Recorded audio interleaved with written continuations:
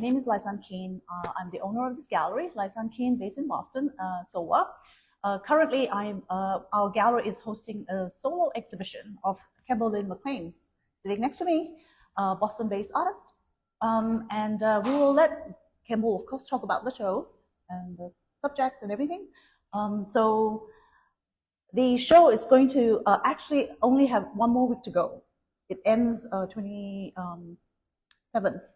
which is like a total of 8 days left. Yeah. So please come to the gallery. You know, we're open 5 days a week. If you can't make those days, please email us, call us.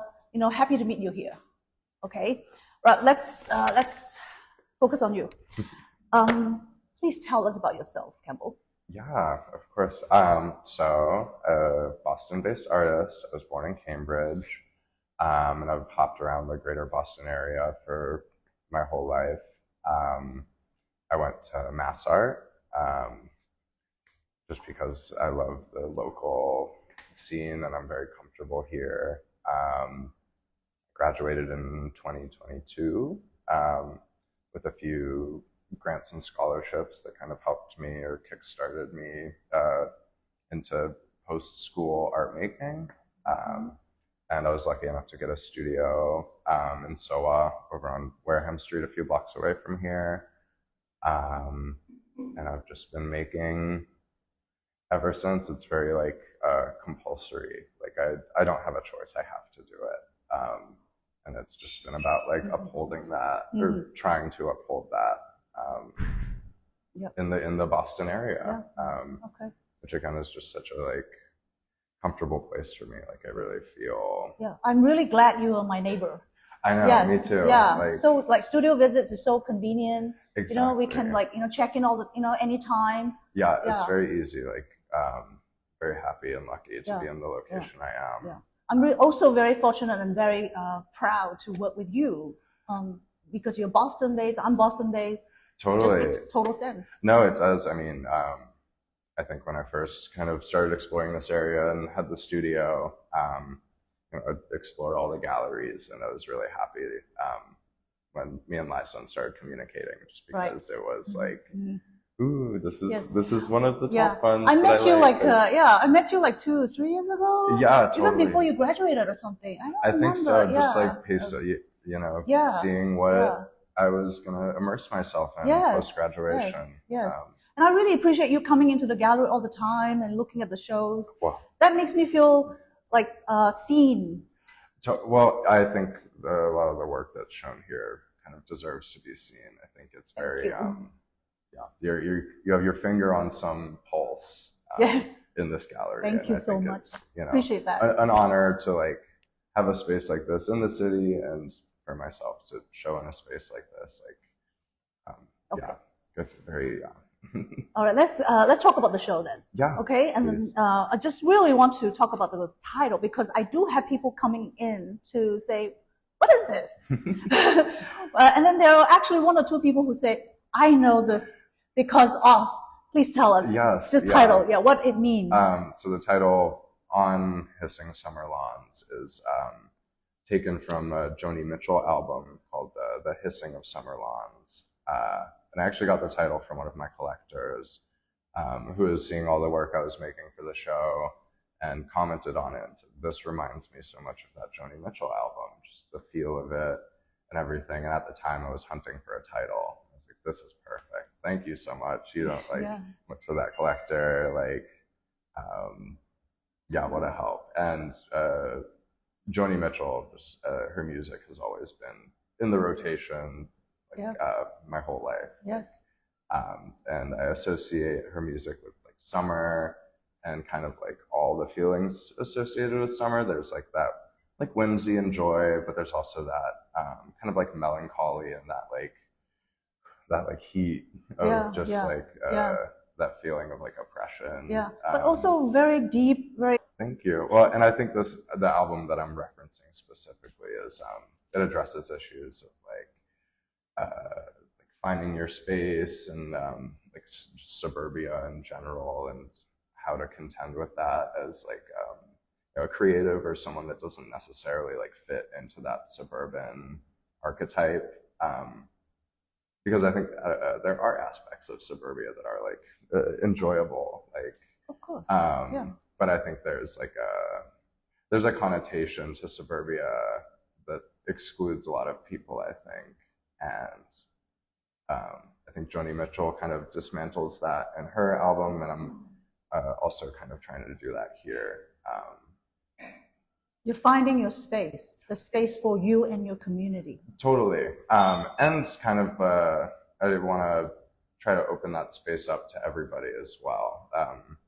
Like I think I'm creating directly from like my own queer experience.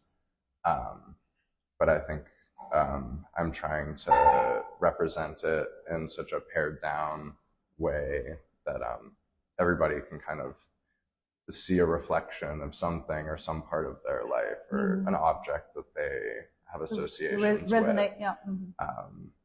So I think it is like trying to find that middle area of like, here's my experience, and I'm simplifying it for you, not entirely, but enough where we can have this middle ground. Yes, that's perfect. That is completely what I got from your painting as well. So tell us, why is the summer barbecue? What's your obsession with barbecue? I think I haven't met anyone that doesn't like barbecue yet. I think it's just so, there's something so like almost like instinctual or primal about it, like the community gathering and like cooking meat over like an open fire under the sky. Like it feels very human. And then like in my own personal life, like I grew up barbecuing with my family, but as an adult now, with like a pretty strong chosen family, like those are the people I barbecue with. And I think it kind of holds that like family or like community, like very like you're sharing food, and like drinking together out in like public or the open, and I think everybody kind of can like vicariously enjoy that. Yeah. Is it true that you do your barbecues in the front lawn of your Yes, your home? it's kind of we live on a corner, so it's technically our backyard. But yes, yeah, we barbecue on our lawn. All these paintings they're not from life, but they're from memory. And funny enough, I was having a studio visit with a curator who used to live in the area that I lived in, and they saw the big long painting, and they were like, "Oh, is this that park in Brighton?" And I was like, "Yes, it is." Like, I'm so happy that like even in this like vague representation of this place, you can like understand, recognize to see, it. I think that was very special. Yeah. But yeah, I definitely paint what I know, and I try to like stick to that. So yeah, like the grill and the cigarette box and you know, the backyard. It's all. It's like I don't need a picture of it. It's what I know. Okay, talk about the painting then. Let's talk about why do you start all your paintings with black? Yeah, it's a byproduct of my process, which is kind of driven by how I see the world. My eyes are not great. Like I don't see super blurry. Okay, explain. But like I'm nearsighted. I have astigmatisms. I'm colorblind, and I'm dyslexic. So like I've always kind of taken everything that I see at kind of just like a broad general view. I'm not that detail oriented. Like I don't really drive. I don't have to read things from far away. So I'm kind of okay with this like blurry vagueness that I see. But because of my color blindness, and I think that blur at nighttime or when things are dark, things kind of like recede or just disappear. And I found through just like experimentation that when I paint on black, just feels very natural, or my eyes can kind of understand this like this black space that doesn't need any paint.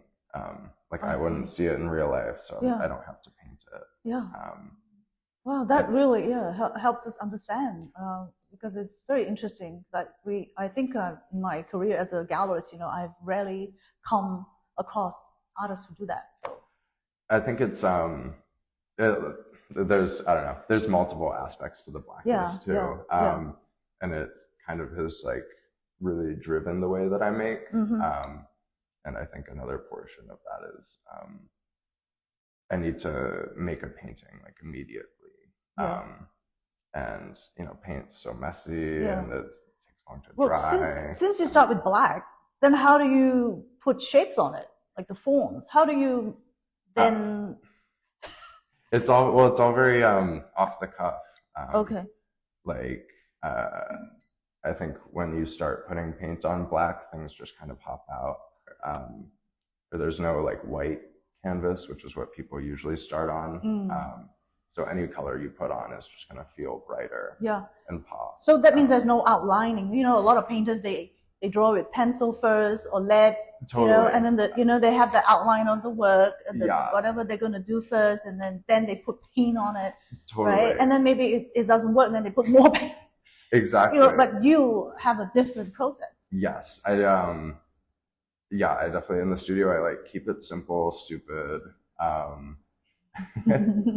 And I'm I'm very fine with that. I'm very real with myself in the studio. If I've not kept it simple, I can just wipe it all away. But I work in such a way, or prepare canvases in such a way, that I have in my studio at any given time maybe 5 to 7 blank black canvases, so that when I do mess up and wipe it all away, I can quickly just grab another dry one and take another crack at it. But then let's talk about figuration. So, you don't draft, right? So that means when you draw a figure, there are a lot of figures in the show. But they are recognizably somebody. Because I did ask you, is that person? You say, and so talk about that. And what about the skin color? Why? And then the distortion of the shape and the anatomy. Totally. I think I'm a very easygoing person in general, so I don't get hung up on distortion or something being wrong necessarily. If it looks good, I'm gonna be happy with it, and if it doesn't, I'm gonna wipe it all away. And I think figures are kind of, as someone that thinks about bodies and dysmorphic ways a lot, I think it's fun to be able to make a body totally kind of twisted or weird that's not quite right, and have it be believable in a way still. And back to the keep it simple, stupid thing. I don't draft because if I make a mistake, then I've messed up.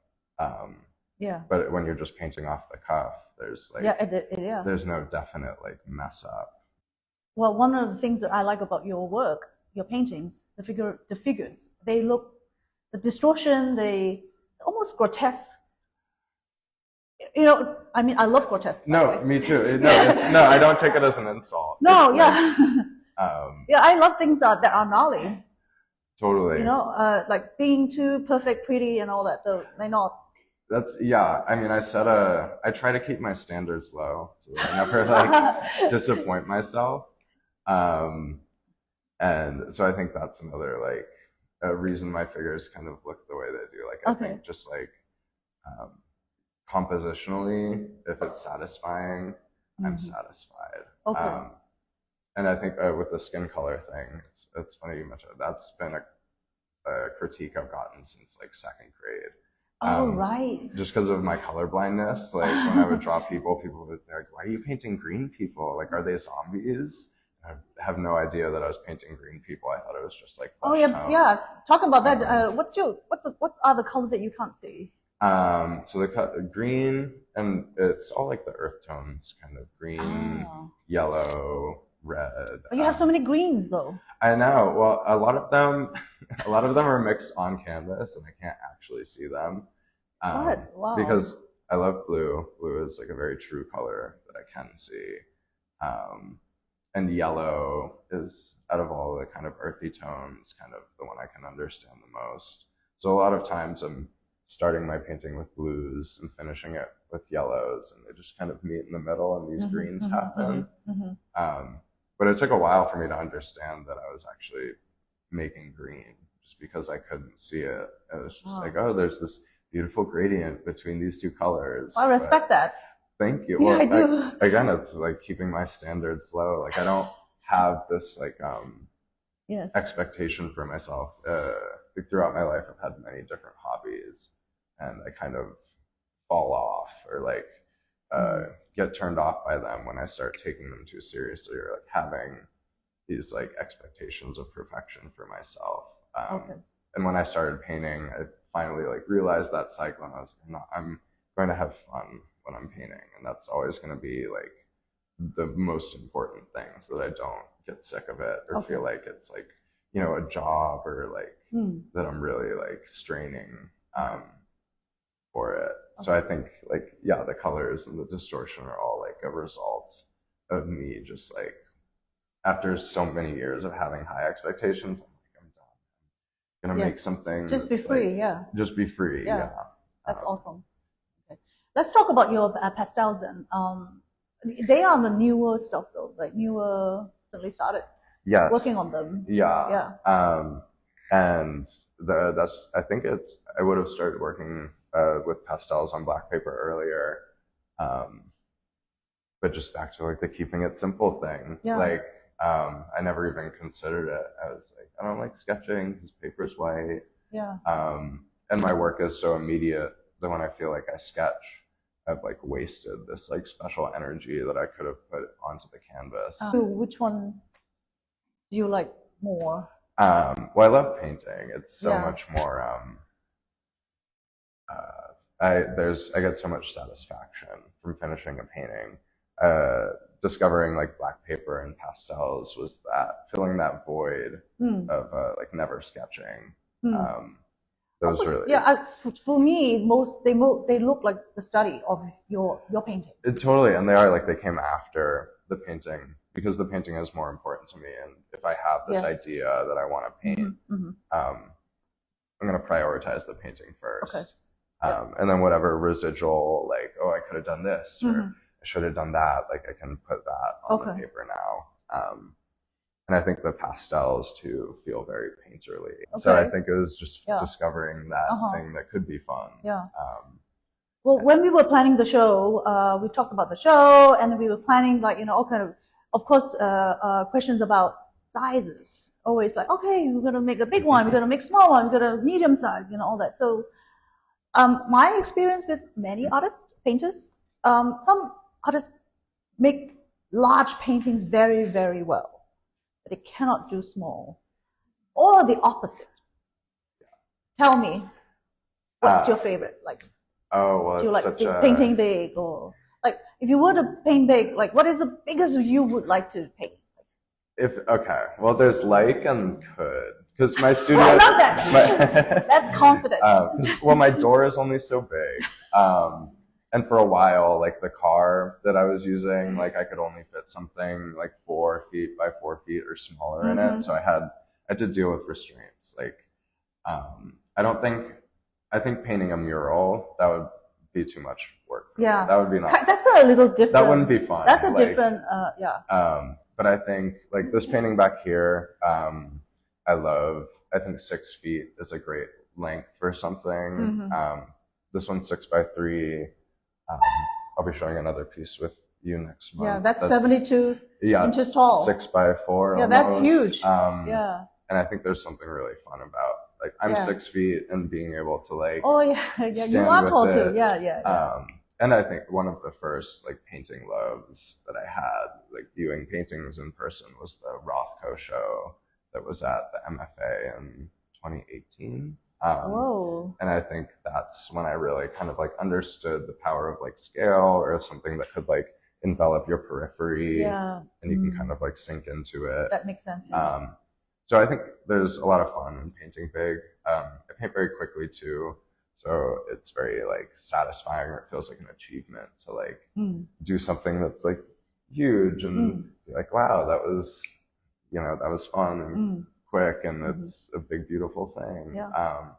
But I think there's something so much more satisfying about doing a small painting successfully, or Yes. you have so much less room to work with. Yeah, and, and you have to convey the amount of story that's in it as well. Totally. Yeah. Like, I think out of all the works in my show, this one over here is one of my favorite. One of my favorites too.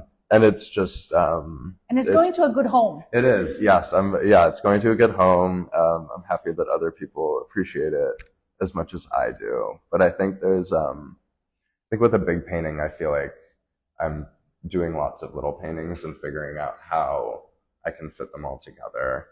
But with this size specifically, it's so intimate. Yeah. And you kind of have to like get close to it to really like appreciate it. Yeah. And I'm kind of confined to like these simple like 3 objects. How to make them as important as a larger painting with many more objects. When I first saw your work, maybe 2 or 3 years ago, you were painting guns. Yeah. Yeah. No, true story. Now you're painting a lot of food. Yes. I think it's still what I'm making now is still kind of like rooted from that. I think like I was searching for that middle ground in a much more kind of like extreme way. I was painting like queer people with guns, and I think I was trying to appeal to this like kind of like Bible Belt Southern like charm. A lot of the people were in like Western settings with bolo ties and other things. And I think I was trying to like bridge this gap by like grabbing like both ends of some spectrum and like smashing them together. But I think over time, I think what I realized I was like really kind of wanting to make with my work is like this like camaraderie. And I think food, like eating, drinking, and smoking are just like you can make friends with anyone together by doing those. That is true. And it's very like it's lonely to smoke by yourself. No, totally. Yeah. Or like I don't know, even like the smoking and drinking, like people may not love them, but there's connotations. Like I don't think people are like neutral or don't think like they don't have any feelings on these things. I think they're things that people experience. Like everybody experiences. And I think just through like feedback and like a few years of just like toying with subject matter, that kind of like stood out to me that's what people were kind of being drawn to, or like it's kind of universal as well. Food. Totally, it's like everybody has to love food. Yeah, like this is one of my favorite subjects. Like survival. Right. Like, I only paint things I know, or like feel like. That's the only thing you can do. I mean, totally. And I think with the guns, like I've never held a gun. I was more just like exploring, my visual language and like how to paint things unfamiliar to me. Yeah. How to paint figures, holding things, and it was very exploratory. Yeah. Okay. We like to ask if you have any questions for Campbell. Please feel free. Don't be shy. There are some painters here. I see. Johan. It's just a practical question rather than. So, how's the work ethics changing from the school setting to years of your own? Totally. I think my experience at Mass Art was very like positive. I had a great time there. But I think Mass Art is a very like, at least the painting major program is very like self-driven, or like if you can do very little and still be like fine on the books technically, like you can kind of scrape by. But why would you do that? You're paying for school, So I didn't do that, and I think they give you the space and just like gentle nudges in the right direction to help you find your own like language or voice. And I think that kind of set me up really well to be in a studio on my own, without someone like, at least in my, I don't know what other studio classes were like, but my last year at MassArt, I didn't have like a painting assignment really ever. Like if you were doing good work, or just working, that was enough. And I think that was very helpful, because I kind of like work off expectations, and if the expectations were very high or like a lot for me at MassArt, and then I went into the studio where I have no expectations other than my own, I think I would have dealt with this like transition. But I really enjoyed MassArt for that space and the gentle nudging of like, oh, maybe you should do this or this, or like total freedom. So you know, if you want to, you can. But if you want to take it easy, you can as well. Totally. Yeah, and so long that you can produce the work. Yeah, and I think that's important to like realize before you get out of school. As well. But you are very disciplined. You go to the studio like every day. Well, like it's a compulsion. Like I said, like I think I would explode or like. Yeah, you think about art. You think about making art. Yeah, like I'm kind of like every moment I'm not in the studio, I'm kind of like drooling, like waiting to go back and to paint that thing I was thinking about, or even just like prepare more canvas. So that I feel like comfortable and like, yes, I have 10 canvases at the studio. Like I'm ready to go. I could, if I wanted to, I could make something right now. Well, talking about school, I mean, this fall you've been accepted to Boston University. Congratulations. Thank you. I'm very excited to upgrade studio space a little bit. Have a bigger, you can go big. I know, have a bigger space, and have those like. I've been out of school for 3 years now. I'm excited to have that I'm sure BU's more rigorous, or I don't know if I hope they are. They're MFA though. MFA program always. I know. So I will expect to be pushed. Which is what I want. Like I feel very comfortable in my process now, and that's just a recipe for a disaster. Like I need if I do this for too long, it's just going to be like a shtick, or like I'm only 25. Like I need that push again. Still so young. I can't be doing this forever. There's got to be some evolution to the work. So I'm excited to like. And we can't wait. We can't wait to see you grow and to see what you do. We will be, following you. Oh, Mary, you have a. I was wondering about, you were saying you said Carlo, and I mean, inside I'm thinking, wow, I don't see how that's possible. But I also was wondering how, like, when you say you're very comfortable in your process just now, and you say you set the bar low. But then I know your work is a lot about belonging and identity. So how does all that fit together? Well, I think it's that, like, I think it's that low expectation that is what allows me to kind of find this like belonging. I think through this like vague way that I'm painting, and the process that I am in where I can allow myself to mess up, and then like make work that is reciprocated by like a wide range of people.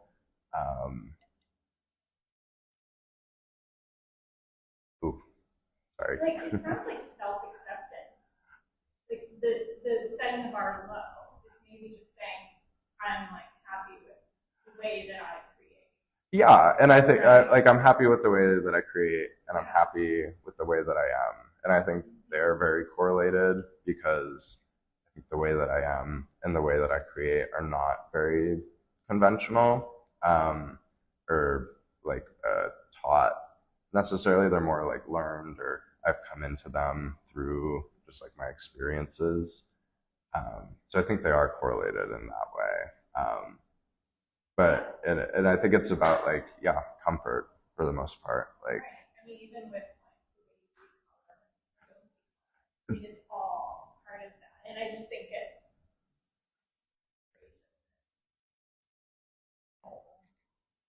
Thank you. Yeah.